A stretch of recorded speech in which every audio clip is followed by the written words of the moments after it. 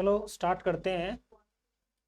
Last lecture में हमने discuss किया था पीरियोडिक मोशन, ठीक है, नॉन पीरियोडिक मोशन, और इसके अलावा हमने सीखा था कि एसएचएम की डिस्प्लेसमेंट के लिए इक्वेशन क्या लिखी थी हमने, y is equal to A sine omega T, ठीक है। उसमें हर एक पॉइंट को हमने अच्छे से एक्सप्लेन किया था, ठीक है।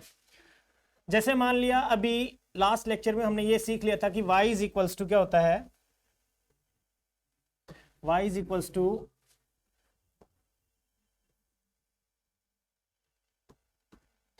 y इज इक्वल्स टू हमने लिखा था a sine of omega t, ये हमने डिस्कस किया था, ठीक है।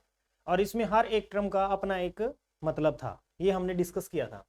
तो अभी हम जो सीखेंगे वो है एसएचएम के अंदर सिंपल हार्मोनिक मोशन, जिसको बोलेंगे वो क्या चीज है, सिंपल हार्मोनिक मोशन, ठीक है। टॉपिक का नाम है हमारा सिंपल हार्मोनिक मोशन, जिसको शॉर्ट फॉर्म में एसएचएम भी बोला जाता है।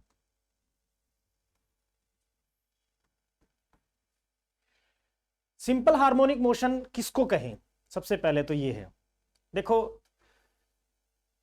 वो एक ऑसिलेटरी मोशन होना चाहिए। सबसे पहले तो ऑसिलेटरी मोशन किसको कहा, टू एंड फ्रो मोशन, और साथ में वो क्या हो, एक पीरियोडिक मोशन भी होना चाहिए। लेकिन एसएचएम बनने के लिए सिर्फ यही टर्म काफी नहीं है। एसएचएम हम उसको तब बोलेंगे जब उसके ऊपर कोई रेस्टोरिंग फोर्स भी एक्ट करता हो टुवर्ड्स इट्स मीन पोजीशन, यानी पार्टिकल मीन पोजीशन से जैसे डिस्प्लेस होता है वापिस उसको उसी पोजीशन पे लेके आने के लिए कोई ना कोई रेस्टोरिंग फोर्स भी एक्ट करता हो, तो उसको हम एसएचएम बोल सकते हैं। और restoring force must be directly proportional to the displacement of the particle from the mean position, ठीक है। फॉर एग्जाम्पल हम कोई एसएचएम का केस ले लेते हैं, ठीक है। एसएचएम का केस हम समझते हैं। देखो एक सिंपल पेंडुलम यहां से उठा लेते हैं, ठीक है।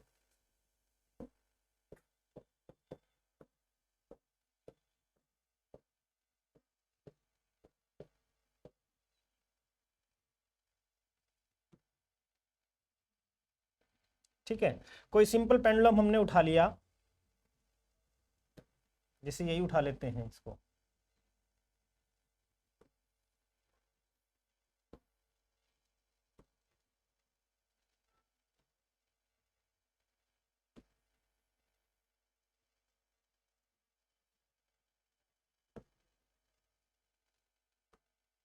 ठीक है।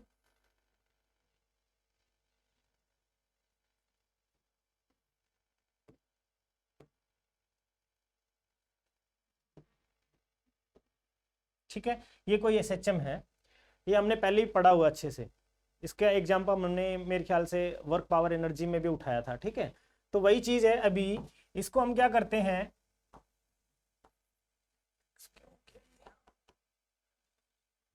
इसमें ये क्या है, एक बॉब है, ठीक है, जो इन एक्सटेंसिबल स्ट्रिंग के साथ में कनेक्टेड है, इन एक्सटेंसिबल स्ट्रिंग के साथ कनेक्टेड है, ठीक है। और अगर हम इसको ये कहें कि ये इसकी क्या है, मीन पोजीशन है, ये इसकी क्या है, मीन पोजीशन, और ये दोनों क्या है, एक्सट्रीम पोजीशन है। पार्टिकल जो है हमारा वो इस मीन पोजीशन के about to and fro oscillation करेगा, ठीक है। ये एंगुलर डिस्प्लेसमेंट है, जो मीन पोजीशन से डिस्प्लेस होता है, ये क्या है, एंगुलर डिस्प्लेसमेंट। ये थीटा हम बहुत ही कम लेके चल रहे हैं, पहली बात तो, ठीक है, बहुत ही कम, क्योंकि जब हम ज्यादा लेंगे तो इसमें कुछ और फीचर्स भी ऐड होंगे। अभी हम एक किस्म से कह सकते हैं आइडियल केस मान के चल रहे हैं, ठीक है। अब ये इसकी मीन पोजीशन, ये दोनों क्या थी, एक्सट्रीम पोजीशन। पार्टिकल जैसे ही मीन पोजीशन से डिस्प्लेस हुआ तो इसके ऊपर कोई ना कोई एक ऐसा फोर्स भी लगता होगा जो इसको वापस उसी पोजीशन में लेके आता होगा। फॉर एग्जांपल यहाँ पे देख रहे हो, इसका weight W equals to mg act कर रहा है। इसको कंपोनेंट में रिजोल्व किया, एक mg cos theta, another one इस तरफ बनेगा mg साइन ऑफ थीटा, ठीक है। तो ये mg साइन थीटा यहाँ पे इस पार्टिकल को वापस अपनी मीन पोजीशन में लेके आ रहा है। ये एक किस्म से यहाँ पे क्या काम कर रहा है, रेस्टोरिंग टॉर्क का या रेस्टोरिंग फोर्स का काम कर रहा है, ठीक है। तो हम एसएचएम में सबसे पहले तो ये सिंपल पेंडुलम का केस हम डिटेल में बाद में पढ़ेंगे, पहले हम समझ लेते हैं एसएचएम कह किसको रहे हैं। तो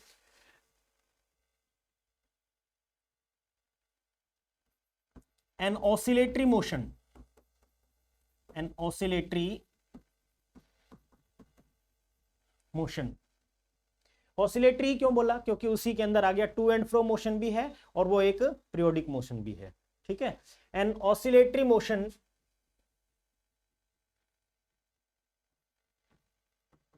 विच इज पीरियोडिक. ठीक है, पीरियोडिक है. और क्या खास बात है?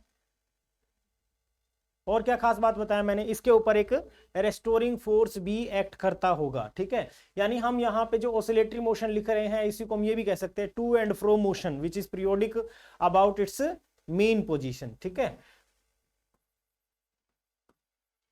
About its mean position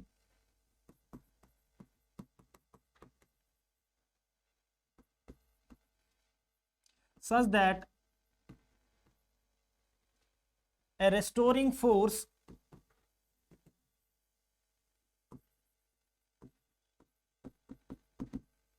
acting on it, इसके ऊपर एक restoring force एक्ट करता होगा. and the restoring force is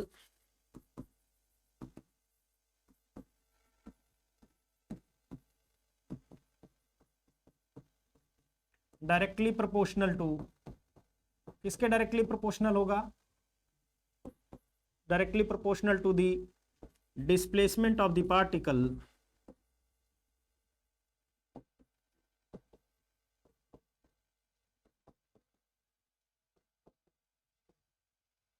from the mean position. भाई मीन पोजीशन से कितना डिस्प्लेस्ड है, रेस्टोरिंग फोर्स उसके डायरेक्टली प्रोपोर्शनल है. ठीक है, और उसकी डायरेक्शन हमेशा किस तरफ रहेगी? Towards the mean position. Mean position की तरफ उसकी डायरेक्शन रहेगी. फॉर एग्जांपल जैसे माने हम कोई फोर्स F ले लेते हैं, ये किसके बराबर होगा? माइनस ऑफ के एक्स के बराबर, या के वाई कह दीजिए. ठीक है, के वाई हमने ले लिया. लेट्स सपोज ये हमारा एक क्या है? रेस्टोरिंग फोर्स है. F is directly proportional to y. F is directly proportional to y. y क्या है यहाँ पे? Displacement of the particle from the main position. ठीक है, और यहाँ पे k, यहाँ पे क्या है? एक कांस्टेंट है. ठीक है, माइनस क्यों आया है? क्योंकि रेस्टोरिंग फोर्स की जो डायरेक्शन होती है it is always directed towards the main position. ठीक है, तो सबसे इंपॉर्टेंट चीज जो है इसमें जो अभी हमने सीखा, इसी को हम ऐसे भी लिख सकते हैं. एक तो क्या है? फॉर SHM क्या जरूरी है? क्या जरूरी है SHM के लिए?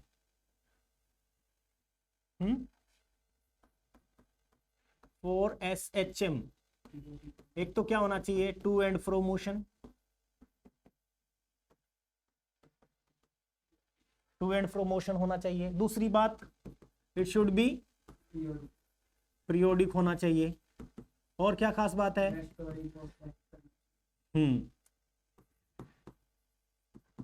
A restoring force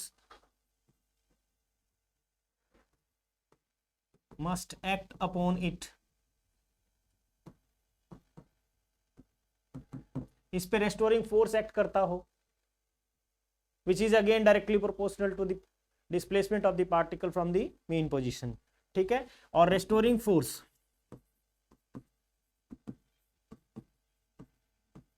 must be directed towards, किस तरफ होना चाहिए? Directed towards main position. तो उसको हम क्या बोलेंगे? हमारा वो SHM होगा. अब SHM में जरूरी नहीं है कि जो मैंने पीछे स्लाइड में ये शो किया था कि भाई यही एक SHM का एग्जांपल है. ठीक है, SHM और भी हो सकता है इसके अलावा. अभी फॉर एग्जांपल जैसे हम इसको समझते हैं कि हमारे लिए SHM और कौन सा हो सकता है. एक स्प्रिंग, हॉरिजॉन्टल स्प्रिंग का केस भी ले सकते हो आप.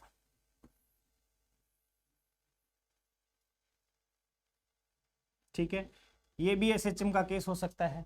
इसको जैसे ही हम कंप्रेस करेंगे, एक्सपेंड करेंगे, ठीक है, मैंने इसको एक्सपेंड किया, तो जैसे ही जब इसको हम एक्सपेंड करके छोड़ेंगे तो इसके ऊपर कोई ना कोई रेस्टोरिंग फोर्स एक्ट करेगा. ठीक है, तो ये इसकी रहेगी अभी मेन पोजीशन. और यहाँ जो हमने इसको एक्सट्रीम पोजीशन तक लेके जाएंगे, इसको लेट्स सपोज यहाँ तक, ये इसको हम इसको एक्सट्रीम पोजीशन ये बन जाएगी इसकी, ठीक है, यहाँ तक हम इसको छोड़ देते हैं, तो ये वापस आएगा अपनी मेन पोजीशन से होता हुआ कुछ यहाँ तक जाएगा, ठीक है। यहाँ पे भी अगेन इसकी क्या बनेगी, एक्सट्रीम पोजीशन बनेगी। तो टू एंड फ्रो मोशन करना स्टार्ट कर देगा अबाउट दिस मीन पोजीशन। तो ये भी एक एग्जीक्यूट कर रहा है, एसएचएम एग्जीक्यूट कर रहा है ये भी, ठीक है। इसी तरीके से मान लिया कि स्प्रिंग है, वर्टिकल स्प्रिंग है, वर्टिकल स्प्रिंग का केस भी हो सकता है जिसमें ऑसिलेशन अप एंड डाउन हो रही है, ठीक है। इसके अलावा मान लिया मैंने कहा कि वाटर के अंदर कोई सिलेंड्रिकल टैंक है, ठीक है, उसको हमने ऊपर से प्रेस किया और रिलीज करेंगे तो वो भी अप एंड डाउन फ्लोट करता है, ठीक है, अप एंड डाउन उसकी ऑसिलेशन स्टार्ट हो जाएगी, तो वो भी क्या है, एक एसएचएम है, ठीक है। तो ये एसएचएम के कुछ मैंने जनरल एग्जांपल लिए हैं। अभी हम बात करते हैं कि जो सिंपल हार्मोनिक मोशन है उसमें पार्टिकल की displacement from the mean position जो है उसको हम किससे रिप्रेजेंट करेंगे, उसकी वेलोसिटी क्या होगी, एक्सेलरेशन क्या होगी, वो सारी चीज हम डिस्कस करते हैं वन बाय वन, ठीक है। सबसे पहले बात कर लेते हैं डिस्प्लेसमेंट ऑफ द पार्टिकल। अब ये इंपॉर्टेंट पार्ट है, displacement of the particle from mean position. कोई भी पार्टिकल मीन पोजीशन से एट एनी इंस्टेंट कितना डिस्प्लेस्ड है ये हमें कैलकुलेट करना हो तो हमारे पास इक्वेशन है y is equals to a sine of omega t, ये हमने कहा था, ठीक है, जिसमें a क्या है, मैक्सिमम डिस्प्लेसमेंट या जिसको हमने कहा था एम्पलीट्यूड, और y displacement eight any instant, किसी भी टाइम पे उसकी डिस्प्लेसमेंट क्या है मीन पोजीशन से, ठीक है। अब देख से एट मीन पोजीशन y की वैल्यू क्या होगी, कोई बता सकता है? At mean position y is equals to 0 और ये मिनिमम है, ठीक है। और at extreme position, very good, at extreme position y is equals to क्या हो जाएगा, a। कब होगा, जब साइन ओमेगा टी की वैल्यू 1 होगी, साइन ओमेगा टी की वैल्यू 1 होगी, उस केस में y is equals to a हो जाएगा, मैक्सिमम हो जाएगा, ठीक है, समझ आ गया। इसके बाद बात करते हैं हम velocity, velocity of the particle at any instant. बात है नहीं भाई, देखो एट एनी इंस्टेंट, किसी भी टाइम पे पार्टिकल की वेलोसिटी क्या रहेगी। अब वेलोसिटी कैसे निकाला था, हाँ, काइनेमेटिक्स में डिस्प्लेसमेंट का हमने डिफरेंशिएशन किया था, तो v इज इक्वल्स टू मैं लिख सकता हूं dy बाई dt लिखेंगे, और dy बाई dt जब हम इसको लिखेंगे तो ये इक्वेशन है, इसको क्या क्या बनेगा, ये a omega cos omega t। देखो साइन थीटा का डिफरेंशिएशन जो होता है वो होता है कोस ओमेगा कोस थीटा, ठीक है। यहाँ पे ओमेगा टी है, ओमेगा टी का दोबारा से डिफरेंशिएशन मल्टीप्लाई में लिखना पड़ेगा विद रिस्पेक्ट टू टी, तो ओमेगा आएगा, ठीक है। तो ये इक्वेशन बन गई वेलोसिटी की। इसी इक्वेशन को हम चाहें तो ये भी लिख सकते हैं, देखो ए ओमेगा कोस थीटा का फॉर्मूला क्या बनेगा, 1 minus sign square omega T, लिख सकते हैं, लिख सकते हैं इसको, हाँ लिख सकते हैं। तो नेक्स्ट में ए को भी अंदर लेके जाएं, ए को जब अंदर लेके जाएंगे तो क्या बनेगा, ओमेगा अंडर रूट ए स्क्वायर होके जाएगा, ठीक है, माइनस ए square sine square omega T, ठीक है, क्लियर है। लेकिन ये क्या है, ए साइन ओमेगा टी का होल स्क्वायर है, ए साइन ओमेगा टी क्या था, y, ठीक है। तो ये टर्म बन जाएगी, यहां लिख देते हैं, टर्म बन गई हमारी v is equals to omega into a square minus Y square, ठीक है।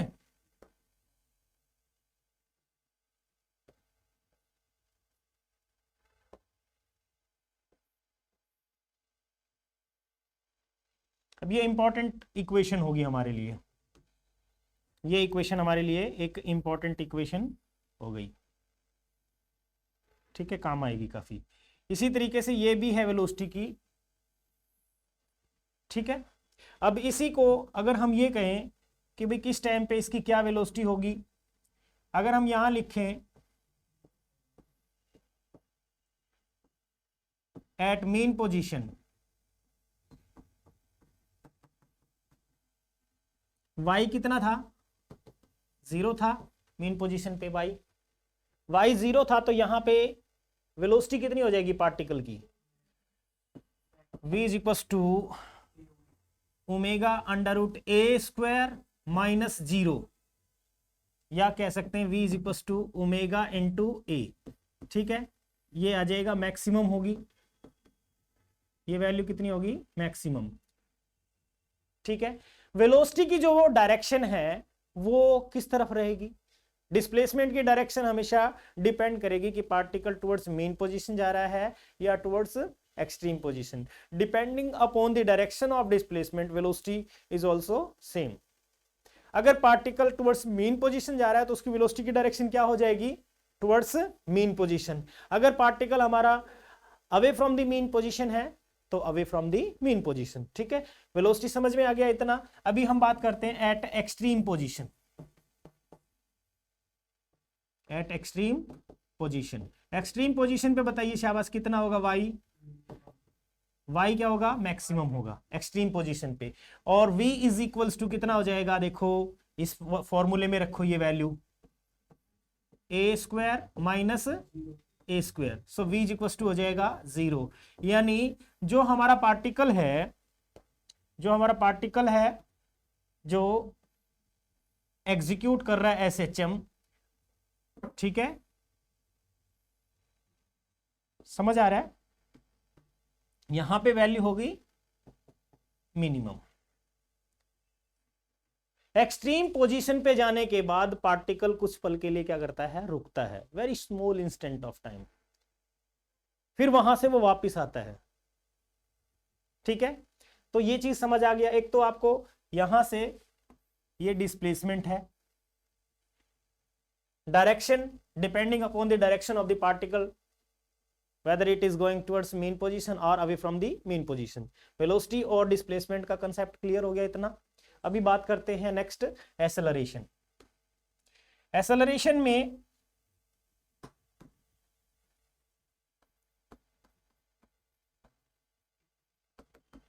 एक्सेलरेशन ऑफ द पार्टिकल, इसको मैं कैपिटल ए से रिप्रेजेंट कर देता हूं, लेट्स सपोज। अब कैपिटल ए क्या होगा, एक्सेलरेशन किसके बराबर होगा, dv बाय dt, यही होता है rate of change of velocity.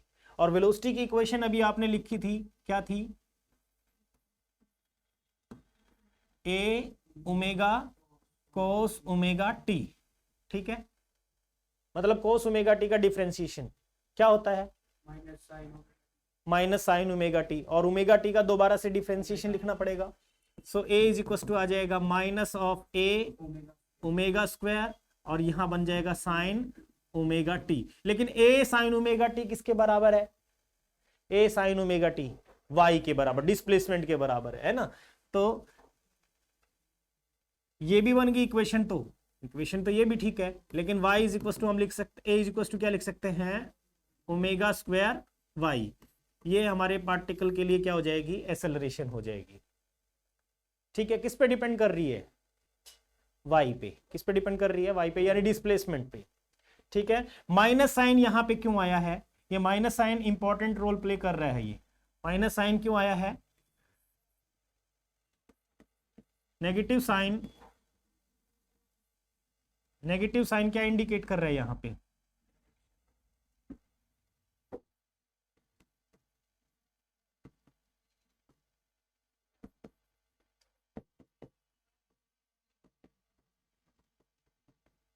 Direction of acceleration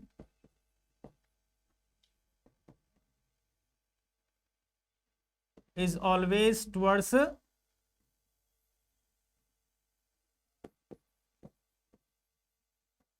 mean position, यानी हमेशा ही उसकी डायरेक्शन क्या होगी, मीन पोजीशन की तरफ होगी। ये याद रखना है, रेस्टोरिंग फोर्स की भी हमेशा डायरेक्शन टुवर्ड्स मीन पोजीशन और एक्सेलरेशन की भी टुवर्ड्स मीन पोजीशन। और अगर हम ये पॉइंट यहाँ पे ये भी चीज समझ लेते हैं कि मीन पोजीशन पे और एक्सट्रीम पोजीशन पे एक्सेलरेशन क्या होगी, तो अभी देखिए एट मीन पोजीशन y कितना था, y मीन पोजीशन पे y इज इक्वल टू था 0, है ना, तो एक्सेलरेशन कितना हो जाएगा 0, ये मिनिमम है एक्सेलरेशन। और at extreme position, eight extreme position y कितना था मैक्सिमम a, ठीक है, उस केस में एक्सेलरेशन कितनी हो जाएगी minus of omega square a, ये मैक्सिमम हो गया एक्सेलरेशन। इतनी बात क्लियर होगी। तो ये एक्सेलरेशन, डिस्प्लेसमेंट और क्या पढ़ लिया हमने,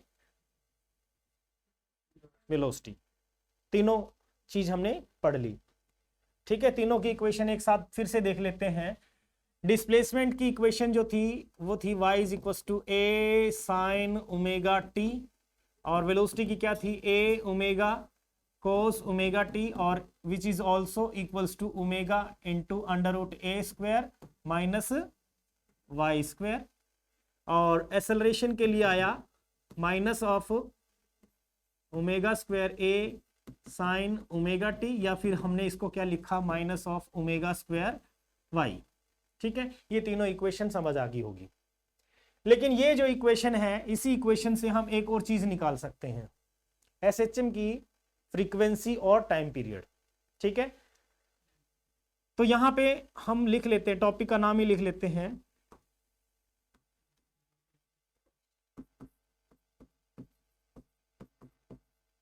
time period oblique frequency of SHM. SHM की फ्रीक्वेंसी क्या रहेगी, टाइम पीरियड क्या रहेगा, वो हम निकाल सकते हैं। As we know acceleration a is equal to क्या लिख सकते हैं, ओमेगा स्क्वायर वाई लिख सकते हैं, ओमेगा स्क्वायर वाई। ओमेगा यहाँ पे क्या है, एंगुलर फ्रीक्वेंसी, माइनस साइन मैंने इंक्लूड नहीं किया है, और we can say that omega square is equal to A divide by Y. ए यहाँ पे क्या है एक्सेलरेशन, और वाई क्या है डिस्प्लेसमेंट। ठीक है, तो हम इसको ये भी लिख सकते हैं, एंगुलर फ्रीक्वेंसी तो बन गई यहां से, देखिए एंगुलर फ्रीक्वेंसी तो यहां से बन गई omega is equal to under root a divide by y. इसको हम शॉर्ट में ये लिख सकते हैं acceleration divided by displacement.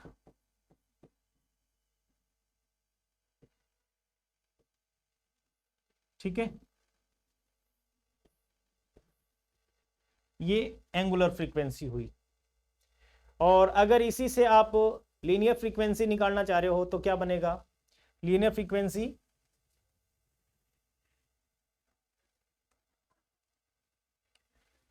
Omega को क्या लिख सकते हैं 2 pi nu is equals to acceleration divided by displacement, और frequency can be written as 1/2 pi under root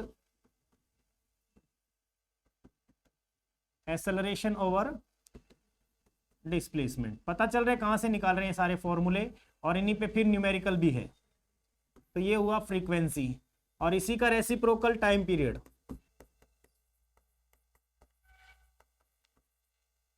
capital T which is equal to 1/न्यू, और इसका लिख सकते हैं फ्रीक्वेंसी को जो भी लिखा था उसी का रेसिप्रोकल, यानी डिस्प्लेसमेंट अपॉन एक्सेलरेशन।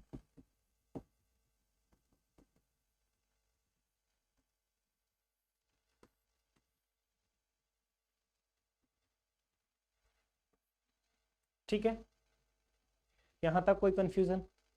तो अभी तक displacement, velocity, acceleration, time period, frequency, ये हमने कैलकुलेट कर लिया।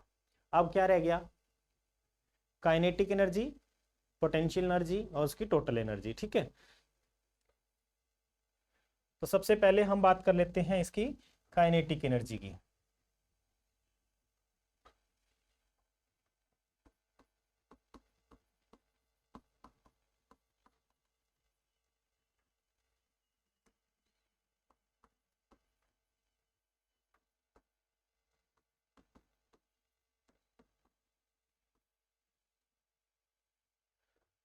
Kinetic energy of particle executing SHM, सही में तो ये लिखा जाए ज्यादा ठीक रहेगा,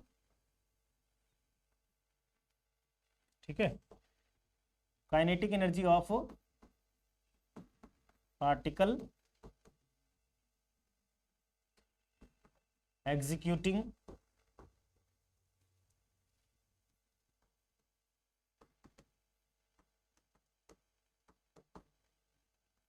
एसएचएम। काइनेटिक एनर्जी को जनरली हम कैसे लिखते हैं, kinetic energy is equal to half m v square, और वी अभी आपने पार्टिकल की निकाली थी, क्या था रिलेशन याद है किसी को? यहाँ पे लिख देते हैं काइनेटिक एनर्जी, वेलोसिटी कितना था,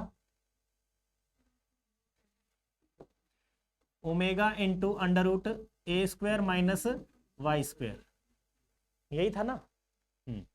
तो यहाँ पे लिखेंगे kinetic energy K is equals to 1/2 m v square, उसका स्क्वायर करेंगे तो omega square a square minus Y square, ठीक है। ये बन गई kinetic energy at mean position. इसको भी देखते हैं, मीन पोजीशन पे मैक्सिमम होती है कि मिनिमम होती है। y is equals to mean position पे आपने पढ़ा है 0 होता है, ठीक है। तो काइनेटिक एनर्जी कितना हो जाएगा, हाफ एम ओमेगा स्क्वायर और ए स्क्वायर, ठीक है। मीन पोजीशन पे काइनेटिक एनर्जी मैक्सिमम होती है, ठीक है। ये क्या है, मैक्सिमम है, काइनेटिक एनर्जी है मैक्सिमम। पोटेंशियल एनर्जी 0 रहेगी यहां पे, ठीक है।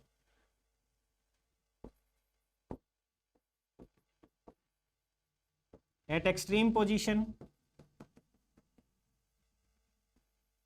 y इज इक्वल टू क्या होता है a, y is equal to a होगा तो काइनेटिक एनर्जी कितना बनेगा, देखिए हाफ एम ओमेगा स्क्वायर और a square minus A square, कितना बना 0। So kinetic energy is equal to 0, ठीक है।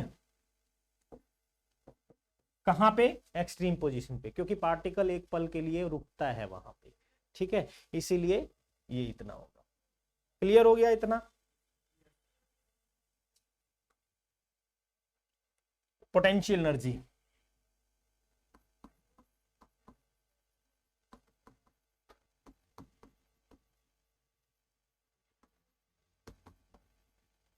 ऑफ पार्टिकल एग्जीक्यूटिंग एसएचएम,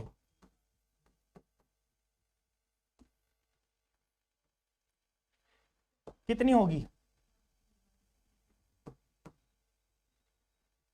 उसको यू से रिप्रेजेंट कर देते हैं, हाफ के वाई स्क्वायर, यही पड़ा है। लेकिन के की वैल्यू यहां से निकले, के यहाँ पे स्प्रिंग फैक्टर कह सकते हैं, स्प्रिंग कांस्टेंट कह सकते हैं। तो के की वैल्यू एक तो देखिए, सबसे पहले रेस्टोरिंग फोर्स आपने पढ़ा है F is equal to minus of k y, पढ़ा है, पढ़ा हुआ है। और इसके अलावा अभी F is equal to m a भी होता है ना, F is equal to m a, और M आपने पढ़ा है, ए की वैल्यू कितनी आई थी एक्सेलरेशन की अभी एसएचएम में, ओमेगा स्क्वायर वाई माइनस का, ठीक है, यही था ना। तो मैं यहां पे इसके साथ कंपेयर कर देता हूं, minus of m omega square y, clear है।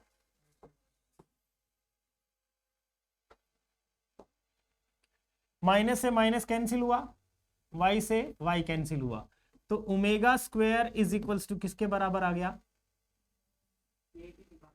के की निकालनी है तो के की निकाल लो, कोई बात नहीं, के की निकाल लो। के की जो वैल्यू आई वो कितनी आ गई, एम ओमेगा स्क्वायर, ठीक है, एम ओमेगा स्क्वायर। तो ये वैल्यू मैं यहां रखूं तो क्या बनेगा, half m omega square y square. Clear हुआ भाई सबको? यहां से भी एक अच्छा इंपॉर्टेंट फॉर्मूला समझ में आ रहा है, ये भी इंपॉर्टेंट है। इसमें से अगर हम ओमेगा स्क्वायर देखें तो किसके बराबर है, के डिवाइड बाई एम, ठीक है, या फिर ओमेगा अंडर रूट के डिवाइड बाई एम, यानी के क्या यहां पे स्प्रिंग फैक्टर, स्प्रिंग फैक्टर, और ये क्या है, इनर्शिया फैक्टर या मास, इनर्शिया फैक्टर, और इसका अंडर रूट। ठीक है, समझ में आ रहा है।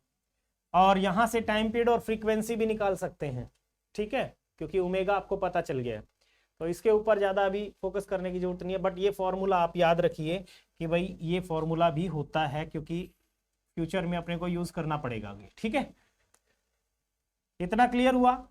अब बात कर लेते हैं एट मीन पोजीशन। बताइए मीन पोजीशन पे y कितना पढ़ा हमने, y is equal to 0। y is equal to 0 put करेंगे तो पोटेंशियल एनर्जी कितनी हो जाएगी, 0। मतलब पोटेंशियल एनर्जी मिनिमम होती है और काइनेटिक एनर्जी होती है वहां पे मैक्सिमम। ठीक है, अब इसी तरीके से eight extreme position, extreme position पे y कितना पढ़ा हमने, a।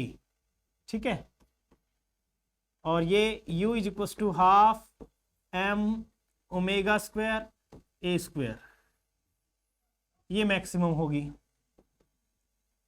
ये मैक्सिमम होगी। तो अभी आपको पोटेंशियल एनर्जी और काइनेटिक एनर्जी दोनों पता चल गया एसएचएम का। तो अब क्या चाहिए हमें, टोटल एनर्जी चाहिए है। इसमें एक चीज आपको देखने को पता चल रही होगी कि एसएचएम के अंदर जहां काइनेटिक एनर्जी मैक्सिमम है वहां पोटेंशियल एनर्जी मिनिमम है, और जहां पोटेंशियल एनर्जी मैक्सिमम वहां काइनेटिक एनर्जी मिनिमम है। ठीक है, ये चीज क्लियर होगी। अभी हम बात करते हैं नेक्स्ट टोटल एनर्जी।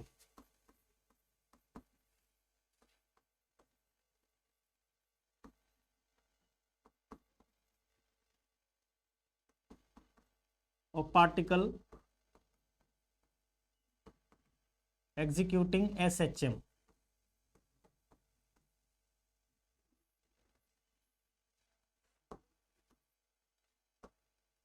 कितनी होती है total energy,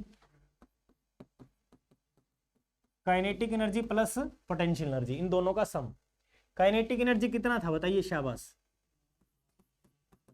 half m omega square a square minus y square, very good, plus potential energy बताइए, half m omega square y square. ठीक है, तो इसमें से देखिए एक टर्म तो आपकी यहां से हट जाएगी, minus half m omega square y square, और प्लस ये टर्म। ठीक है, एक टर्म यहां से हट रही है, कौन सी, ये और ये। ठीक है, सिंपली बची कौन सी term, half m omega square a square. ठीक है, विच इज कांस्टेंट है, किसके इक्वल, ये टोटल एनर्जी किसके बराबर है, मैक्सिमम काइनेटिक एनर्जी के बराबर या फिर मैक्सिमम पोटेंशियल एनर्जी के बराबर है। ठीक है, यही चीज जो है हमारी किसके बराबर है, मैक्सिमम काइनेटिक एनर्जी और मैक्सिमम पोटेंशियल एनर्जी के इक्वल भी है। क्लियर है इतनी बात। ग्राफ से अगर इस चीज को देखें तो ग्राफ से भी आप एक पॉइंट समझ सकते हो, वो ये कि हमारे जो काइनेटिक एनर्जी और पोटेंशियल एनर्जी एक दूसरे के रेसिप्रोकल में चल रही है। ठीक है, जैसे फॉर एग्जांपल ऐसा ग्राफ बना लेते हैं, ये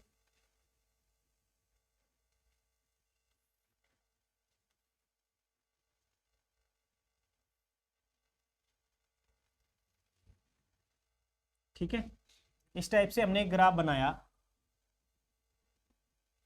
यहां पे हमने लिया है एनर्जी।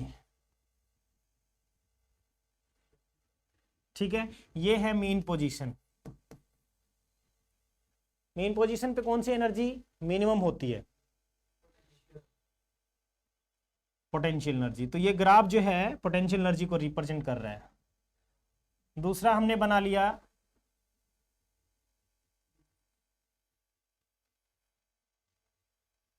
ठीक है, ये किसको रिप्रेजेंट कर रहा है, काइनेटिक एनर्जी को, ये एक्सट्रीम पोजीशन हो जाएगी। ठीक है, ये भी एक्सट्रीम पोजीशन बना ली हमने। तो ये जो है ये किसको रिप्रेजेंट कर रहा है, काइनेटिक एनर्जी को, और जो ब्लैक है वो किसको रिप्रेजेंट कर रहा है, पोटेंशियल एनर्जी को, मतलब एक दूसरे के रेसिप्रोकल चलती है। लेकिन इन दोनों का जो सम है वो मैक्सिमम कितना है, ये लाइन कितनी है, यहां से यहां तक आप टोटल देख रहे हो, तो ये है half m omega square a square, maximum ये है, ठीक है। और अगर आपसे एवरेज पूछ ले एनर्जी कितना है, एवरेज कितनी है, इन दोनों का एवरेज निकालोगे तो average energy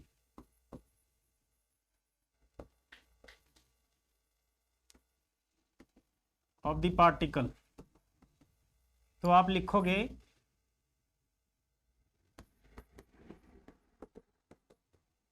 one by four लिखना है, ठीक है, 1/2 नहीं होगा, अब 1/4 m omega square a square,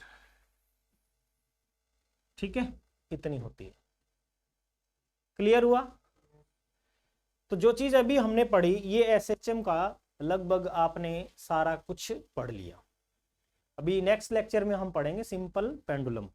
SHM का जो भी टोटल एनर्जी हो सकता है, फ्रीक्वेंसी, टाइम पीरियड, वो सब चीज आपने डिस्कस कर लिया, समझ आ गया आपको। अभी हम नेक्स्ट लेक्चर में एक तो क्या है, इन पे न्यूमेरिकल्स वगैरह थोड़ा डिस्कस करेंगे, कैसा टाइप का न्यूमेरिकल जो है आप करके आना, पहले इसके एसएचएम का न्यूमेरिकल करके आना, फिर डाउट भी ले लेना, ठीक है। तो एक दो क्वेश्चन यहाँ पे करके देखेंगे, जैसे एनर्जी रिलेटेड हो गया, डिस्प्लेसमेंट, वेलोसिटी, एक्सेलरेशन, इन पे क्वेश्चन दे रखा होगा, वो करेंगे, ठीक है, कर लोगे। और दूसरी बात जो है ये है कि इसमें सिंपल पेंडुलम के केसेस हम डिस्कस करेंगे। सिंपल पेंडुलम एक इंपॉर्टेंट आर्टिकल रहेगा एसएचएम का पार्ट, अगर हम देखें तो सिंपल पेंडुलम इस चैप्टर का जो दो पोर्शन मैंने बताया था, वेव्स एंड ऑसिलेशन। ऑसिलेशन में जो सबसे इंपॉर्टेंट है एक तो यही टॉपिक जो भी अब ने डिस्कस किया है, मोस्ट प्रोबेबली इसमें से ही क्वेश्चन उठाएंगे जहां कहीं से भी है। दूसरा इंपॉर्टेंट टॉपिक है सिंपल पेंडुलम, और तीसरा है स्प्रिंग। सिर्फ ऑसिलेशन में ये तीन इंपॉर्टेंट टॉपिक है, ठीक है, बहुत ही इंपॉर्टेंट, मतलब इन्हीं में से ही क्वेश्चन उठना है आपके, चाहे फाइनल एग्जाम हो या कोई भी कंपटीशन एग्जाम, वहां पे भी आपके थोड़ा डेरिवेशन वाला पोर्शन उठा लेते हैं, ठीक है। क्लियर है इतनी बात? दूसरी एक और इंपॉर्टेंट वो ये, आप लोगों को मैंने